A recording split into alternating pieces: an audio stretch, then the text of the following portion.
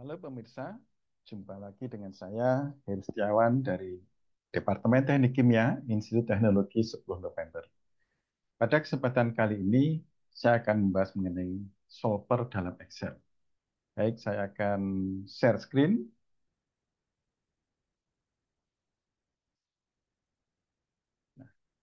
Jadi, pada kesempatan kali ini, kita akan mencoba membahas mengenai solver. Dalam hal ini adalah mencari titik minimal atau maksimum dengan menggunakan solver.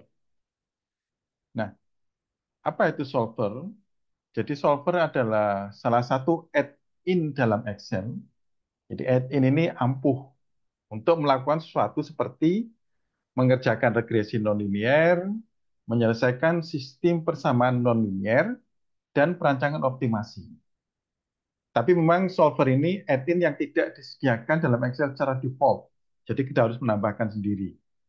Jadi nambahannya mungkin bisa cari di ini, tapi secara umum lari ke developer, kemudian option ya, kemudian masukkan.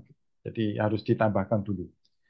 Nah, kalau solver ini sudah ditambahkan di dalam Excel, sudah ada, maka kita bisa klik solver dan akan muncul jendela seperti ini. Ada 4 bagian utama. Yang pertama adalah bagian objektif, ini, jadi objektif. Kemudian yang kedua adalah variabel, yang ini. Yang ketiga constraint, ini kita bisa masukkan constraint dalam optimasi. Dan yang keempat, metode penyelesaian. Ini metode penyelesaian yang di sini. Nah, di dalam metode penyelesaian ini kalau di sini tertulisnya yang defaultnya yang keluar adalah GRG nonlinear. Tapi ini bisa kita pilih, ada 3 pilihan dalam metode penyelesaian menggunakan solver ini. Yang pertama adalah GRG nonlinear. Ini untuk persoalan mulus nonlinear. Kemudian penyelesaian metode yang kedua adalah LP simplex. Ini untuk persoalan linear. Kemudian yang ketiga evolusionary. Ini untuk persoalan diskontinu atau yang tidak mulus. Nah, dari ketiga metode penyelesaian ini, yang paling cepat adalah menggunakan GRG nonlinear. Ini paling cepat. Tetapi ini dikenal bisa mendapatkan jawaban yang berbeda-beda, tergantung pada nilai awal yang digunakan. Ya. Kemudian algoritma evolusioner ini jauh lebih baik dibandingkan dengan GRG nonlinear untuk menemukan titik minimum atau maksimum global. Tetapi kerugiannya ini berjalan jauh lebih lambat dibandingkan dengan GRG nonlinear. Nah, sekarang kita coba menggunakan ini untuk mencari nilai Y minimum untuk persamaan polinomial derajat 4. Y sama dengan 0,1979 pangkat X pangkat 4 minus 2,4792 X pangkat 3 ditambah 10,927 X kuadrat minus 19,646 X plus 13. Nah, kita cari rentangnya, nilai minimumnya ini dalam rentang 1 sampai 5 saja. Kita batasi. Nah, sekarang kita coba langsung menggunakan Excel. Jadi kalau ini yang seperti saya tunjukkan tadi inilah polinomial dengan tadi persamaan ini. Saya copy lagi aja dulu supaya jadi ini persamaannya. Oke, ini adalah persamaannya tadi Y sama dengan 0, dan seterusnya. Nah, ini kita buat ini untuk polinomialnya kalau supaya bisa membuat grafik ini kita hitung ini X1 sampai 5 dengan increment penambahan 0,2 jadi 1, kemudian ini kita hitung dengan persamaan ini. Ini bisa kita masukkan angkanya dikalikan pangkat dan seterusnya kemudian kita klik di sini dan di copy ke bawah. Nah, kita bisa dapatkan ini dan kita bisa buat grafiknya seperti ini.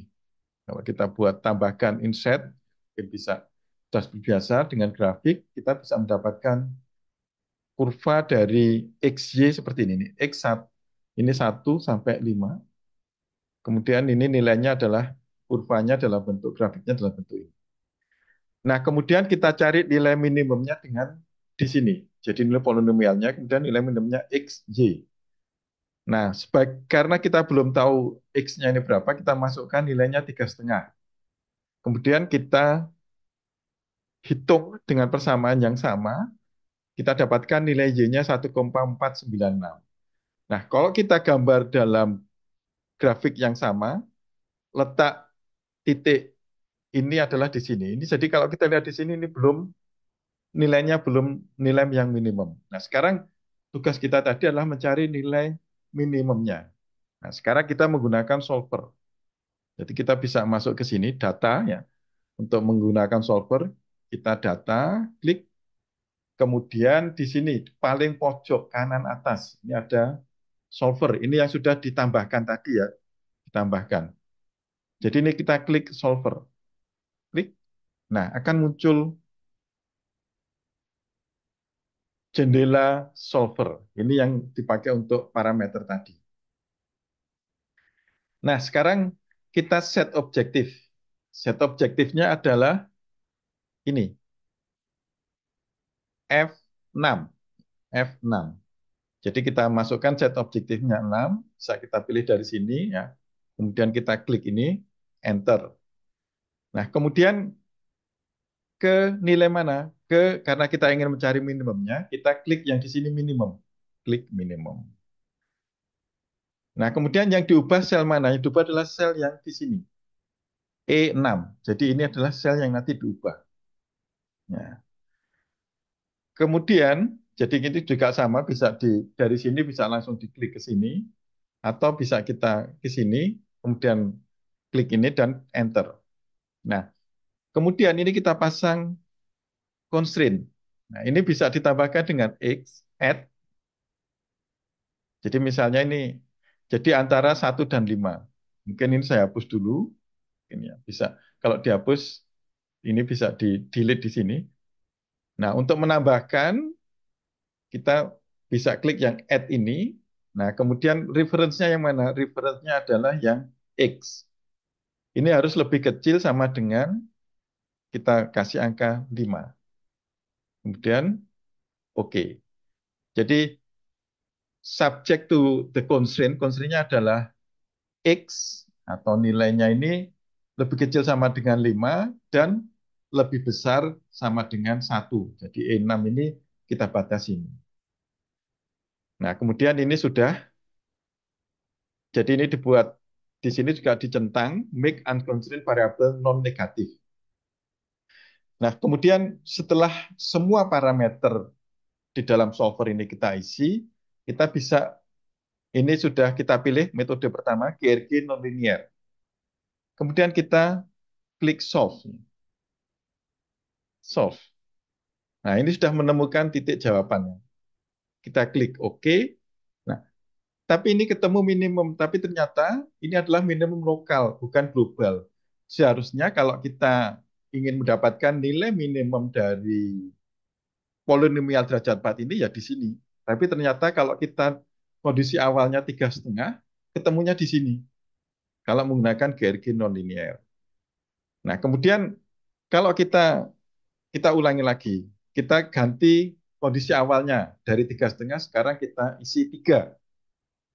Ya, kita isi 3. Nah, ini kali ini tadi sudah dihitung, itu kita kembalikan ya. Calculate no pakai F9. Nah, sekarang kalau 3 ada di sini, nilai awalnya. Dengan cara yang sama tadi, kita sekarang buka solvernya lagi. Ini sama, masih set objektifnya yang ini ke nilai minimum dengan mengubah sel E6, kemudian constraint-nya E6 dari lebih kecil sama dengan 5 dan lebih besar sama dengan 1. Kemudian kita klik solve. Oke. Nah, sekarang kita ketemu minimum yang beneran. Ya. 0,652. Jadi ini kita menunjukkan bahwa metode penyelesaian GRG nonlinear itu bisa memberikan hasil yang berbeda jika kondisi awalnya berbeda. Nah, sekarang kita coba menggunakan metode evolusioner. Kita kembalikan lagi ini ke nilai 3,5. Oke, ini kita klik ke nilai 3,5, calculate no, atau bisa kita langsung klik F9. Jadi ini mulai dari sini. Nah, kemudian kita klik solver. Sekarang kita ubah di sini. Dari hierarchy nonlinear, kita ke evolutionary. Nah, jadi metode penyelesaiannya aja yang diubah. Kemudian klik solve. Oke, nah ini agak lambat.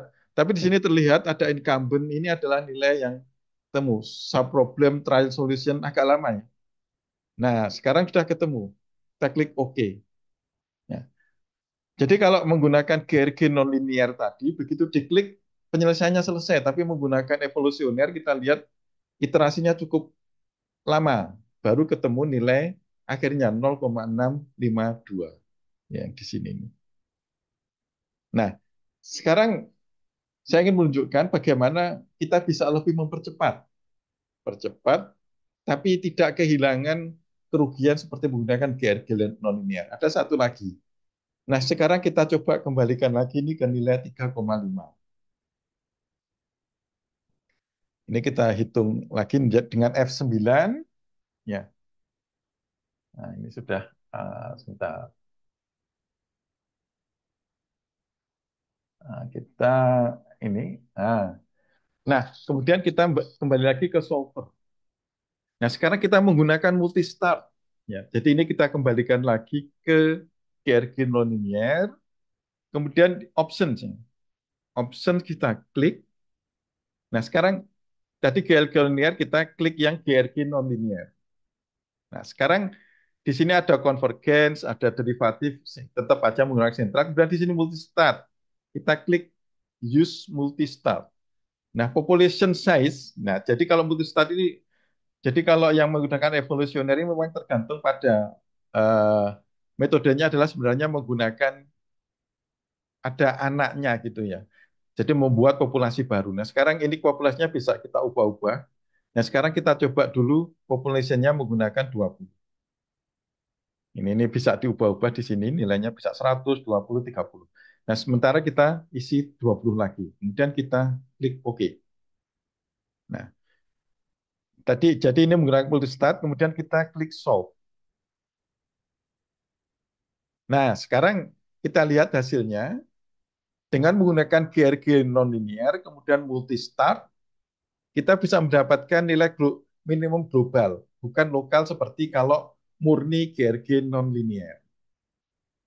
Dan dengan multistart tadi, penyelesaiannya bisa mendapatkan penyelesaian yang benar, yang global, minimum global, dengan perhitungan yang cepat.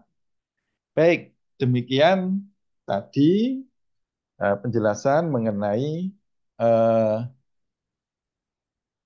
solver ya, dan beberapa kelemahan-kelemahannya. Baik, sampai jumpa di lain kesempatan dalam topik yang berbeda. Terima kasih atas perhatiannya.